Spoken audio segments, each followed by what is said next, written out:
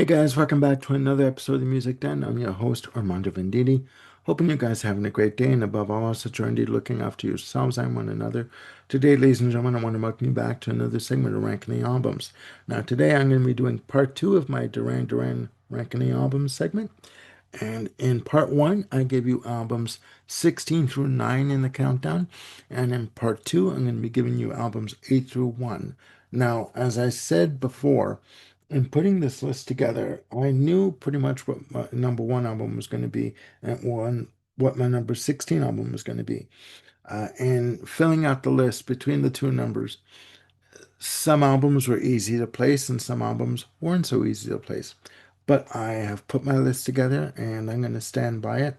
And please put down in the comments below your opinion of this ranking or put down your own ranking for this list or any bands that I have that I do an album ranking on.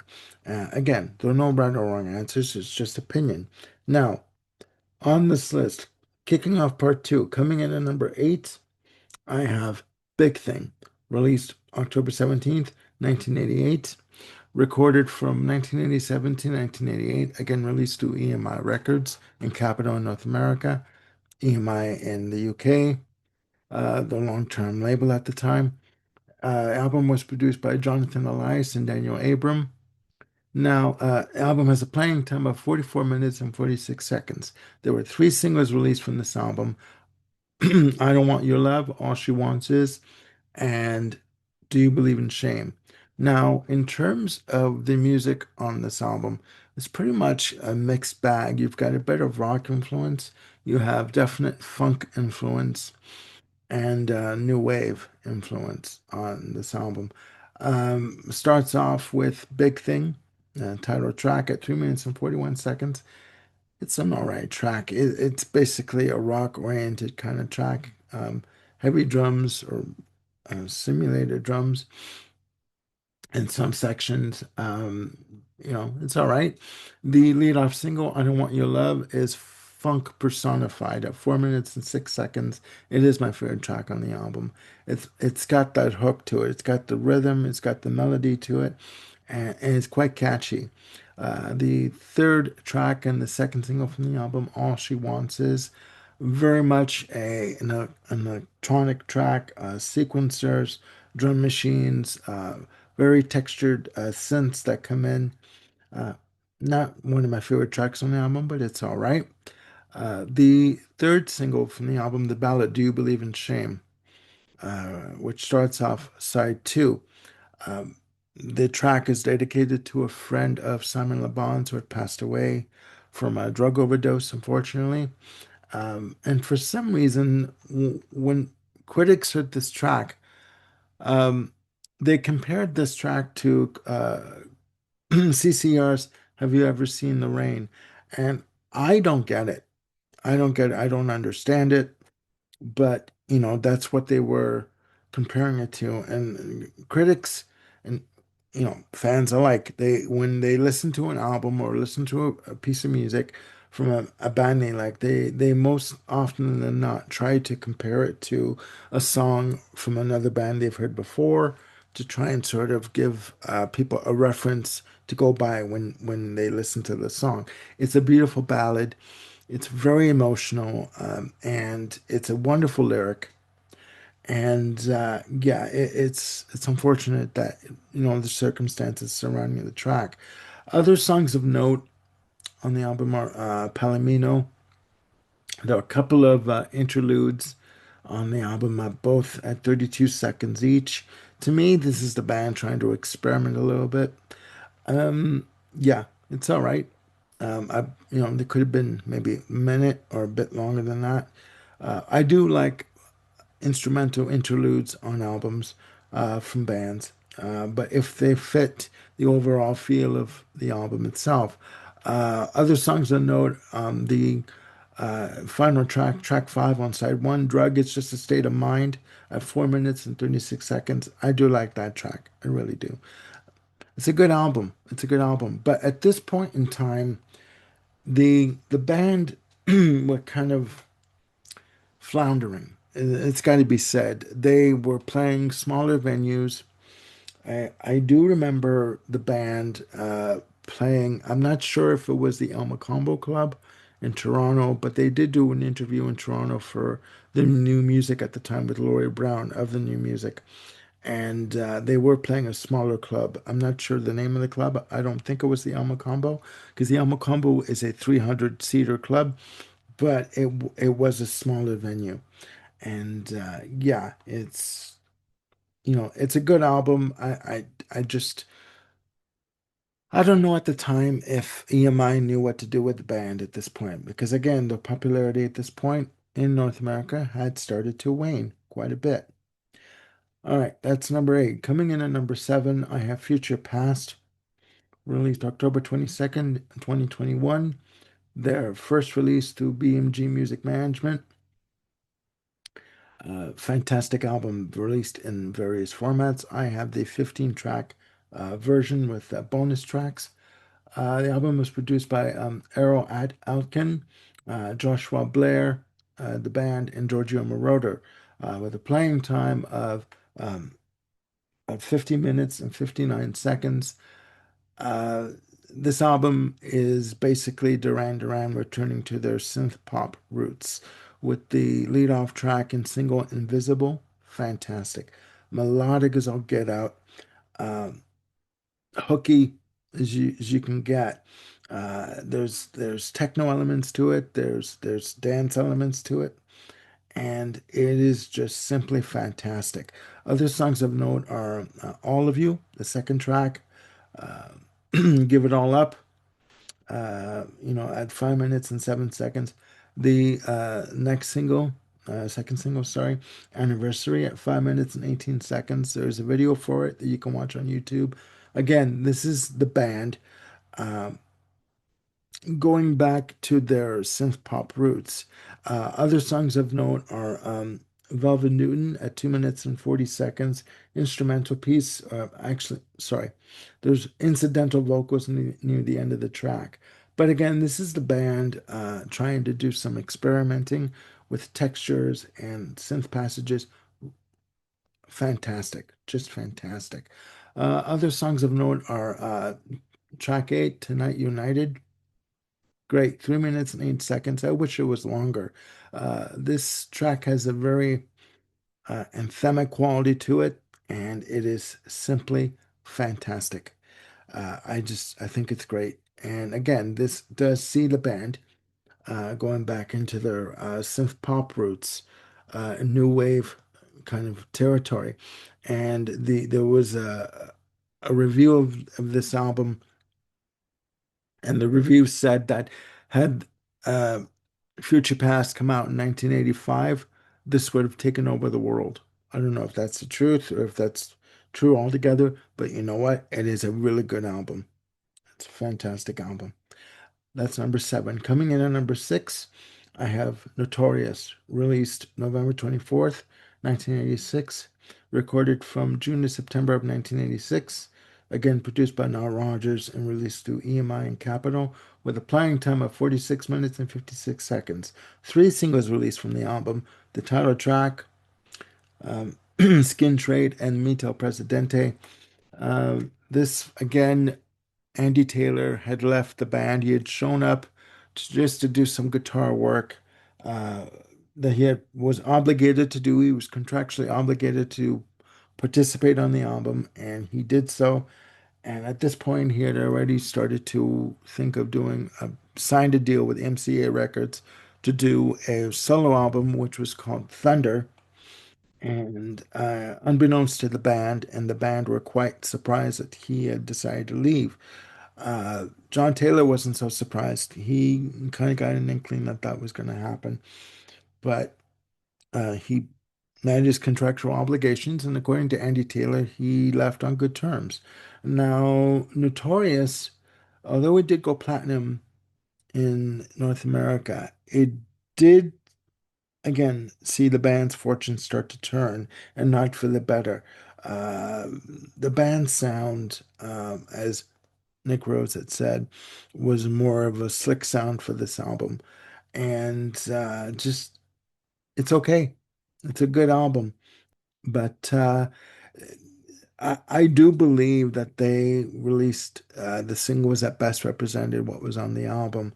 Um, Skin Trade, again, this is Simon Le Bon, as he said in an interview, trying to do his best Mick Jagger vocals on Mick Jagger a la Emotional Rescue. And with horns on it, with horn stabs, synthetic or not, good horn stabs on the track, really slick, good bass work. And Mito Presidente is very percussion oriented, very rhythmic, a lot of percussion overdubs on that track, especially on the single mix of the track. Uh, Good track, good track. But again, you could see that there was a definite shift in the band's situation at that point. And there was then footage of them when the band had lunch with Joe Smith, the head of EMI Capital at the time. And John Taylor was saying that he was quite frustrated as to, you know, um, they couldn't catch a break at this time. They had also fired their managers at the time, and they decided to manage themselves. And I really don't think they realized how difficult it was going to be, and I think they would admit that. Although they wouldn't trade it, they wouldn't change it, but they felt that, it was quite difficult for them just to get a foot in the door at that point in time. That's number six.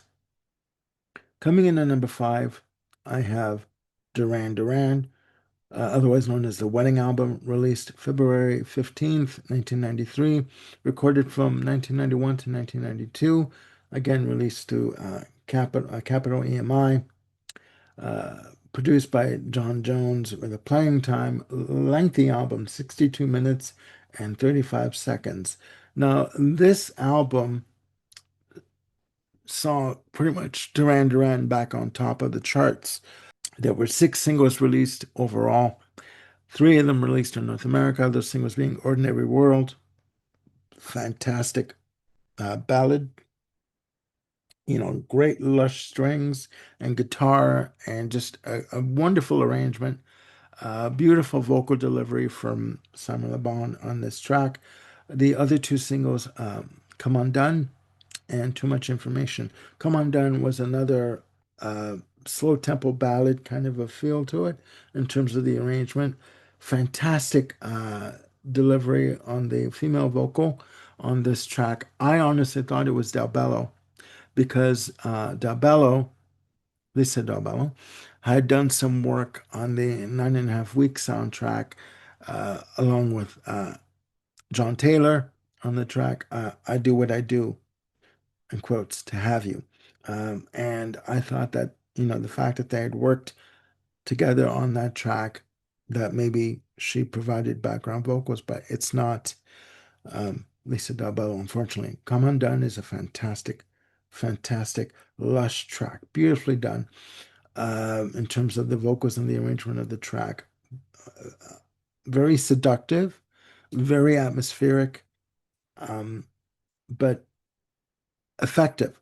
It is very effective. The third track released in North America was called Too Much Information, more of a rock-oriented track, but dealing with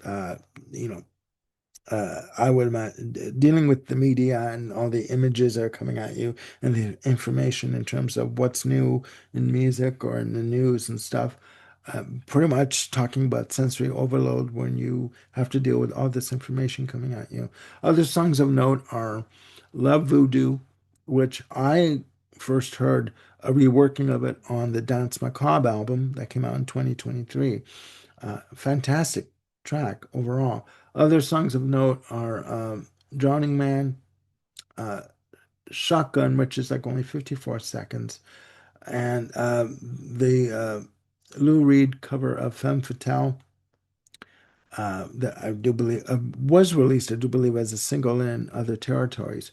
And all the tracks are credited to Duran Duran, with the exception of To Whom It May Concern, with the sole writing credit to Nick Rhodes. And it ends off with Sin of the City at 7 minutes and 14 seconds, 13 tracks in total. This was a really good album, and Duran were back on top of the charts. And the reason why it happened was the lead-off single, Ordinary World, was suspiciously leaked to the radio stations in the US, and the band had no idea that this was done. And they believe it was a record company trying to test the waters to see whether or not if the band were a viable entity still in North America. And it turned out to be a major hit for the band. And fantastic guitar work on that track from Warren Cucurullo. But yeah, that's number five. Coming in at number four, I have Seven in the Ragged Tiger, released November 21st, 1983, recorded from April till October of 1983, produced by American producer Alex Satkin. Rest in peace, Alex Satkin. He'd passed away in 1987 from a motorcycle accident. Also produced by Ian Little and the band, with a playing time of 37 minutes and 36 seconds. Now, there are nine tracks on this album, and this album went for more of a slicker, new wave pop, synth pop kind of sound overall. And the lead-off single, Union of the Snake, which starts off side two, fantastic track, backed with the non-album B-side, Secret October, October spelled with a K. This album, it's a good album. I don't think it's, aside from the singles released from the album, those singles being Union of the Snake, as I just mentioned, New Moon on Monday, and The Reflex, which starts off side one. I really, with the exception of Tiger Tiger, which is the instrumental featuring fantastic saxophone work from Andy Hamilton, I really don't think that most of the songs hold up on this album, with the exception again of the singles that were released. Now, other songs on the album are I'm Looking for Cracks in the Pavement, track three on side one, I Take the Dice, following I'm Looking for Cracks in the Pavement, and of Crime and Passion, which ends off side one. It's a good album. Has it weathered the storm? Has it aged well? I don't know. And it's got to be said, now Rogers took the Reflex track and remixed it, and they released it in um, March of '94 with a video that was filmed at Maple Leaf Gardens when the band played there in February of '84, and that track just took off. The remix version took off, and there's a picture disc version format of that dance mix of the Reflex that you can grab. I grabbed my copy for like $3 in the bargain bin when it was available. That's number four. Coming in at number three, I have Duran, self-titled, released 15th of June, 1981, recorded from December of 1980 to January of 1981, produced by Colin Thurston. Again, released through EMI and Harvest Records at the time, the initial release, with a playing time of 39 minutes and 42 seconds. This album is a good album. We're talking here new wave, synth pop, art pop. I wouldn't say rock, but art pop. With the singles, the lead-off track "Girls on Film," which was the third release from the album. "Girls on Film" with the risque video that you could probably see um, on YouTube. I'm not sure, but that video caused a lot of stir, with people, parents and, alike. But it did the trick. I mean, it got them noticed. And let's be honest. I mean, Girls on Film is a banger of a track. It's an ass shaker of a track. You've heard me use that term before on the channel. It's an ass shaker of a track. Planet Earth, the lead-off single, second track on the album. Again, fantastic bass work from John Taylor, fantastic vocals and lyrics from Simon Le Bon. and just, sort of that spiraling keyboard passage that comes in on the intro. It does pull you in. It does pull you in. Other tracks of note are To the Shore, which was featured on the initial release of the album. To the Shore was removed and replaced with Is There Something I Should Know on the 1983 reissue of the album. But yeah, it's fantastic. Other songs of note are the second single, Careless Memories, which is more of a rock oriented kind of track.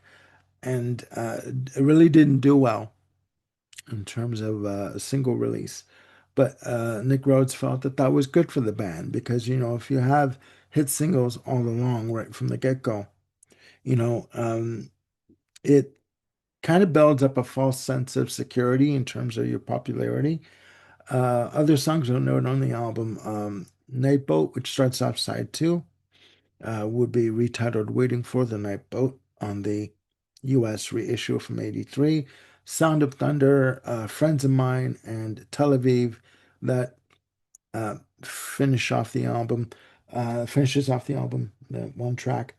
It's a moodier album. It's a lot more art pop than mainstream pop, I would say. And it did go platinum.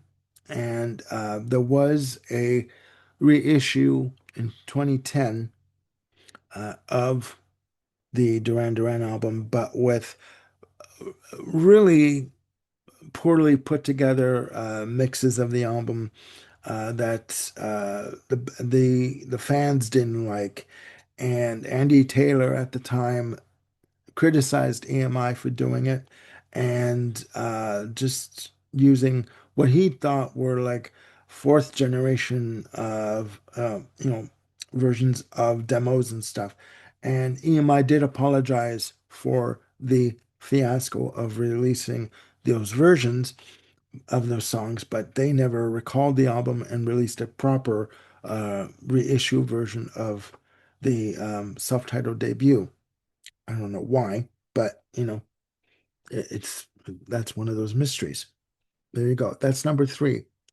Coming in at number two, I have Rio, released the 10th of May, 1982, recorded from January to March of 1982, produced by Colin Thurston, released, the initial release was through Harvest Records and through Capitol Records in UK and in North America, respectively. Now, I managed to pick up the Capitol release from '83, which featured side one that was remixed by David Kirschenbaum. What happened was the initial release of the album stalled at 122 on the US Billboard charts.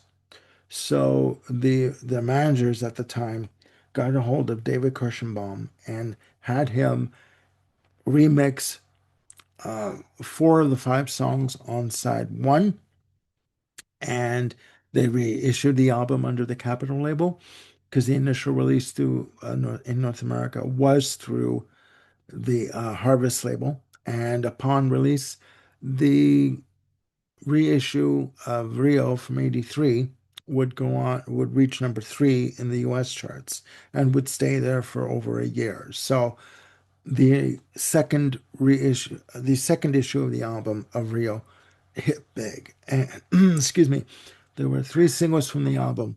The title track, which leads off the album, not one of my favorite tracks on the album, Hungry Like the Wolf, and which was the lead-off single from the album, and Save a Prayer, the ballad, which is a timeless classic in my very humble opinion. The other songs on the album on side one are just fantastic. You have My Own Way, which the '83 reissue has the Carnival mix on it, and the also other songs on side one, Lonely in Your Nightmare. Again, the has been remixed by David Kirschenbaum, and in my opinion, the classic Hold Back the Rain, which ends off side one at 6 minutes and 29 seconds. The original version was 3 minutes plus. This version of Hold Back the Rain, the remixed version for the US reissue, is simply fan fucking tastic. Heavy drums, There are three bass tracks on this piece, just amazing. Beautiful synthesizer work from Nick Rhodes and fantastic guitar work from Andy Taylor on this. And the vocal is just so strong and powerful on this track. It is simply wonderful. And if you can get your hands on, I do believe that the US remixed version is the one that is still available in North America. If you can get your hands on it, please do. Please do. It is great. Side two starts off with New Religion, which is a funked up piece of art. It is simply fantastic. Where you have uh, Simon Le Bon doing the multi-track vocals, and the tagline in the lyric sheet is a conversation between the ego and the alter ego. So you have Simon Le Bon doing both vocals and basically a call and response in terms of the vocal dynamics that are going on in the track.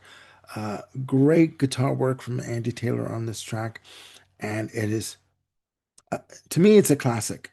It's a classic, but that's just my very humble opinion.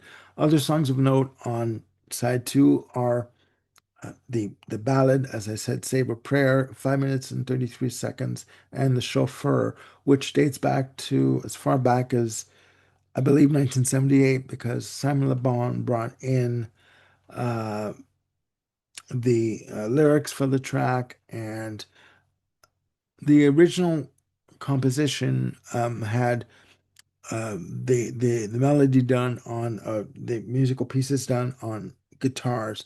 Well, Nick Rhodes took the piece, wanted to do something more electronica on this track, and out comes this version that you hear now of the chauffeur. Fantastic piano work on the low end, low tone, bottom end piano, I would say, from Nick Rhodes. Fantastic work done and fantastic bass work from John Taylor on this track. And it can be done live, and it's been performed live over the years many, many times. That's number two. Coming in at number one and finishing off the album ranking of Duran, I have Dance Macabre, released October 27th, 2023. Produced by Josh Blair, Duran, Mr. Hudson, and One Now Rogers.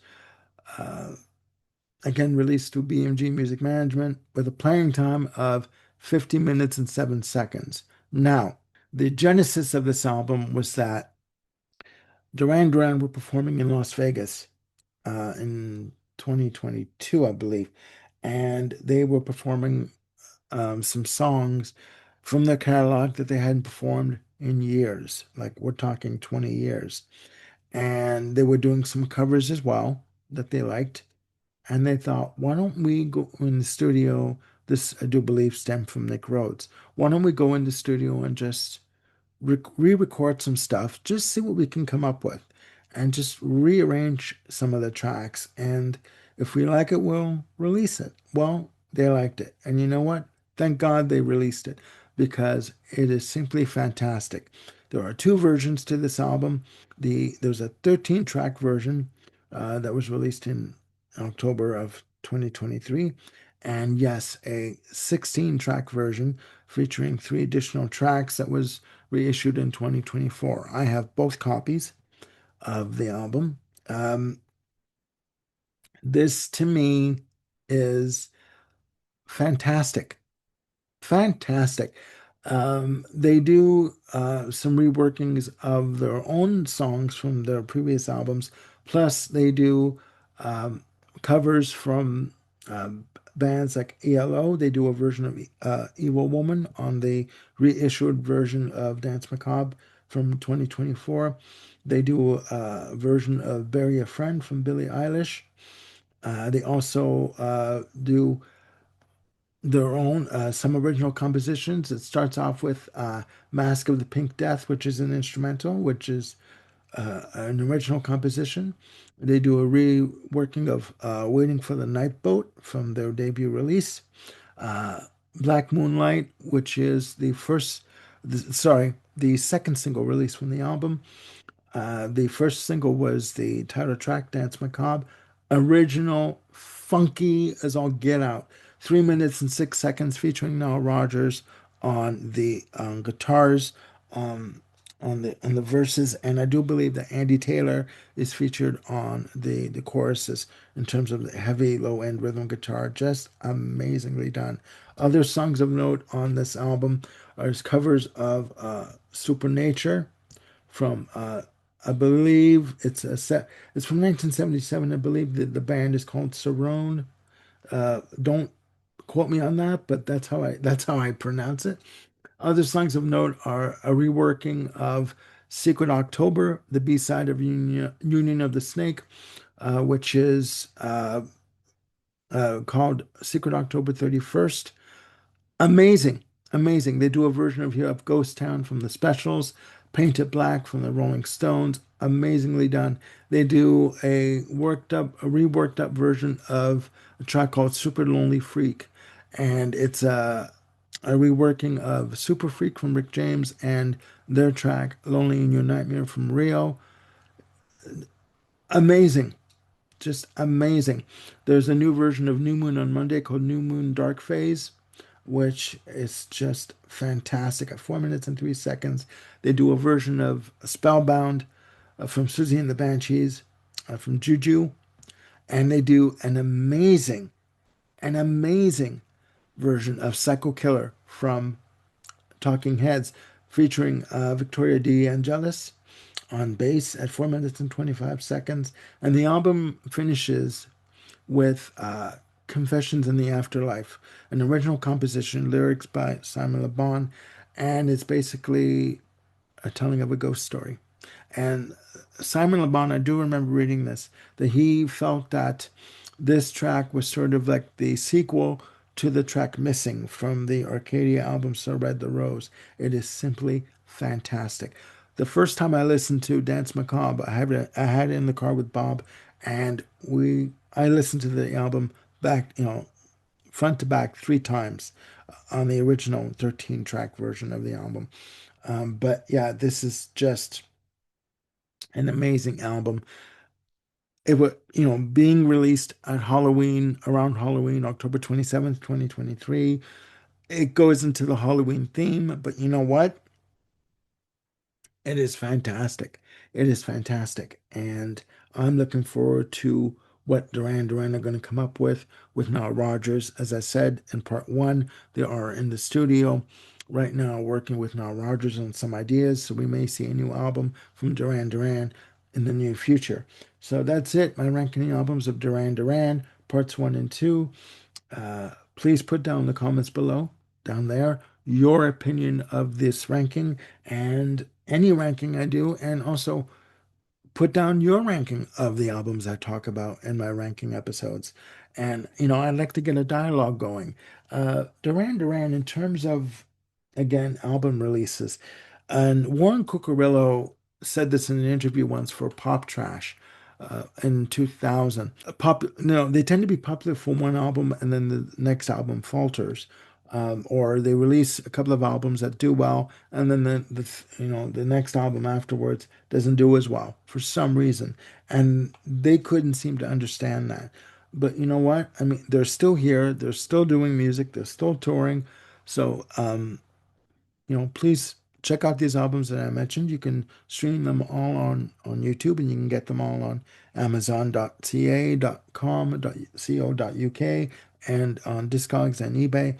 And yeah, please let me know your opinion of these albums.